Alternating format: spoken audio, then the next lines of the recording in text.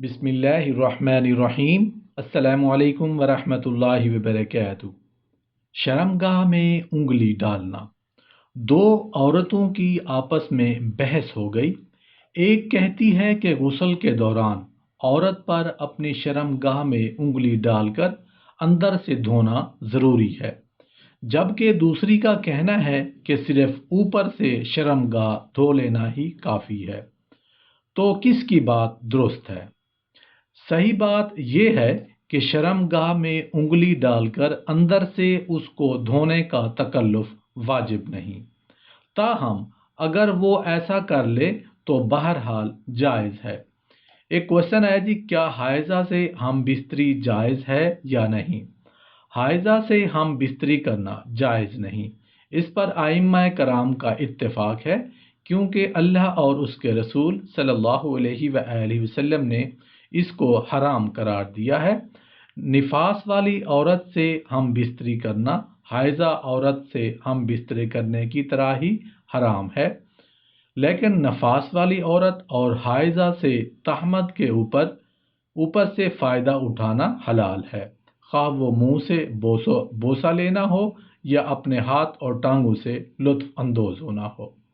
एक क्वेश्चन है जी, क्या गुस्ले जनाबत या गुस्ले जुमा, गुस्ले हैज और गुस्ले नफास से किफ़ायत कर जाएगा?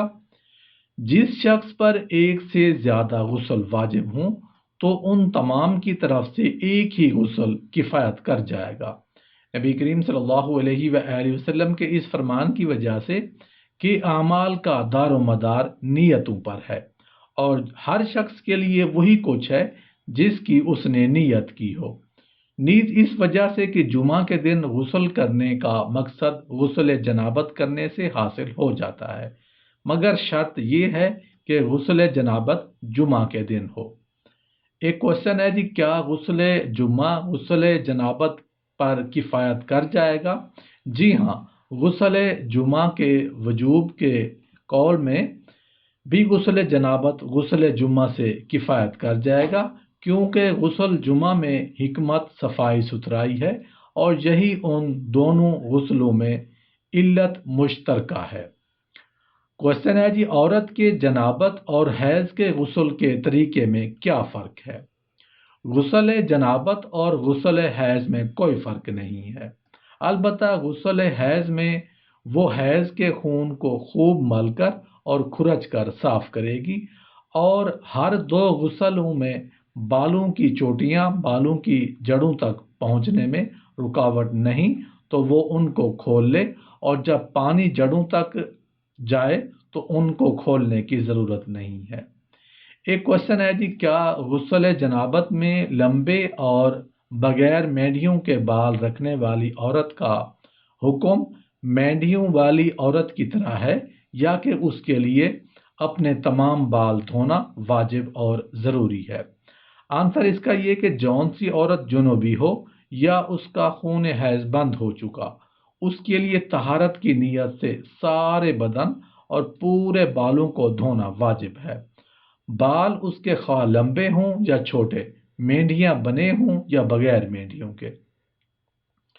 एक क्वेश्चन है, जब औरत जनाबत का गुस्ल करे तो क्या उस पर बालों को धोते हुए सर के चमड़े तक पानी पहुंचाना ज़रूरी है? जनाबत वगैरह के गुस्ल में बालों की जड़ों तक पानी पहुंचाना उस गुस्ल के वाजिबात में शामिल है, और ऐसा करने में मर्द और औरतें बराबर हैं, क्योंकि अल्लाह ताला का फरमान है, और अगर जुनूबी हो तो गुस्ल कर लो। लिहाजा औरत के लिए सिर्फ ऊपर से बालों को धो लेना जायज़ नहीं, बल्कि ज़रूरी है कि बालों की जड़ों और सर के चमड़े तक पानी पहुंचाए। लेकिन अगर बालों की चोटियां मजबूत बांधी गई हैं तो उनको खोलना फिर ज़रूरी नहीं होगा, बल्कि तमाम बालों तक पानी का पहुंचना ज़रूरी है। वो इस तरह के वो चोटी को पानी की टोंटी के नीचे रखे और फिर उसको नचोड़े, ताकि तमाम बालों में पानी दाखिल हो जाए। एक क्वेश्चन है जी, औरत के लिए गुस्ल जनाबत में दुपट्टे पर मसा करने का क्या हुक्म है? आंसर इसका यह है कि अहले इल्म के कलाम से शरीयत तहर की रोशनी में ये बात मालूम और मशहूर है कि बिलाशुबा غسل جنابت میں موزہ، پگڑی اور دوپٹے جیسی اعضائے وضو میں حائل چیزوں پر مسح کرنا بالا جمع جائز نہیں۔ ان پر مسح خاص طور پر صرف وضو میں جائز ہے، جیسا کہ صفون بن عسال رضی اللہ عنہ کی بیان کردہ حدیث سے ثابت ہے۔ کہتے ہیں کہ رسول اللہ صلی اللہ علیہ وآلہ وسلم نے ہم لوگوں کو حکم دیا کہ جب ہم مسافر ہوں تو 3 دن اور 3 راتیں اپنے موضوع کو نہ اتاریں، مگر جنابت کی وجہ سے البتہ پاخانہ پیشاب اور نیند سے بیدار ہونے کے بعد وضو کرنے میں موضوع پر مسح کر سکتے ہیں، اور اس میں کوئی شک نہیں کہ شریعت اسلامیہ سہولت اور آسانی پر مشتمل ہے۔